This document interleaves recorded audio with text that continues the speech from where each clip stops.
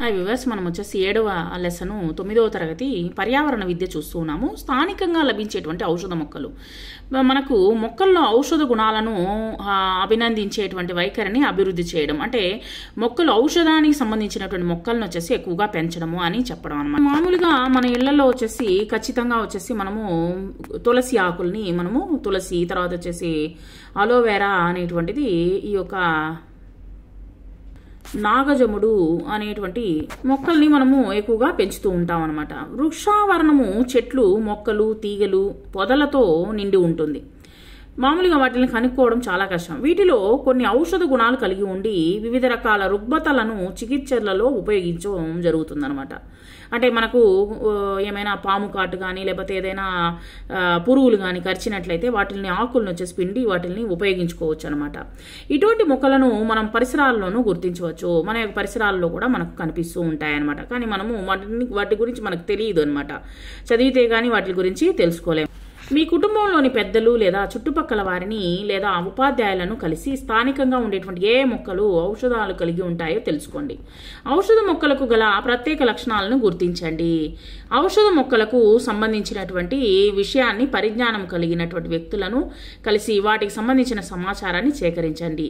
ఈ సందర్భంలో స్థానికంగా ఉండేటువంటి ఆయుర్వేద వైద్యులను కూడా కలవండి. కింద ఇవ్వబడినటువంటి అంశాలపై సమాచారం సేకరించి మనకు వేపాకు, తర్వాత వచ్చేసి తులసి, తర్వాత వచ్చేసి ఇక్కడ అలోవెరా అనేటువంటిది ఇవ్వడం జరిగిందనమాట. వీటి ద్వారా మనకు ఔషధ గుణాలు మనకు కలిగి ఉంటాయన్నమాట. ఇటువంటి ఆకులు కింద ఇవ్వబడినటువంటి అంశాలపై సమాచారం సేకరించండి. మీ పరిసరాల్లో ఎన్ని రకాల ఔషధ మొక్కలను గుర్తించగలిగారు? ఏదైనా ఒక రుగ్మతను నివారణకు చికిత్సకై వాడే ఔషధాన్ని ఏ విధంగా తయారు చేస్తారు? మొక్కల్లోని ఏ భాగము ఏ రుగ్మతకు నివారణ చికిత్సల్లో వాడుతారనేటువంటిది చూడండి. క్రమసంఖ్య, ఔషధ మొక్క పేరు, ఔషధంగా వినియోగించేటువంటి భాగం ఏంటి, వ్యాధి నివారణ చికిత్స దేనికి ఉపయోగిస్తారు అనేటువంటిది మనం తయారు చేయాలన్నమాట. ఔషధ మొక్కలను పెంచుతారా లేక అడవుల్లో వాటంతట అవే మొలకెత్తుతాయా? ఔషధ మొక్కల భాగాలను వినియోగించుకున్న సందర్భాల్లో వాటి మనుగడ ఎదుగుదలపై ఏమైనా ప్రభావం ఉంటుందా?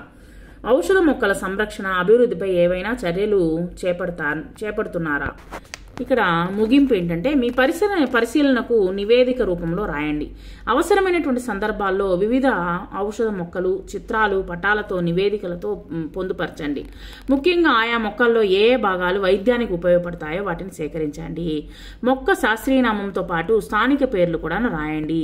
ఇక్కడ వచ్చేసి శాస్త్రీయ నామం వచ్చేసి వేరుగా ఉంటుందన్నమాట. వాళ్ళు తయారు చేసినటువంటి పేర్లు వేరుగా పెడతారు, కానీ దాని యొక్క పేరు మనకు ఔషధ మొక్క యొక్క స్థానిక పేరు, నార్మల్గా పిలిచేటువంటి పేరేంటి, శాస్త్రీయ నామం ఏంటి అనేటువంటిది మీరు తెలుసుకోవాలన్నమాట. వాటికి వేరే పేర్లు పెట్టి వాళ్ళు ఉపయోగిస్తూ ఉంటారు.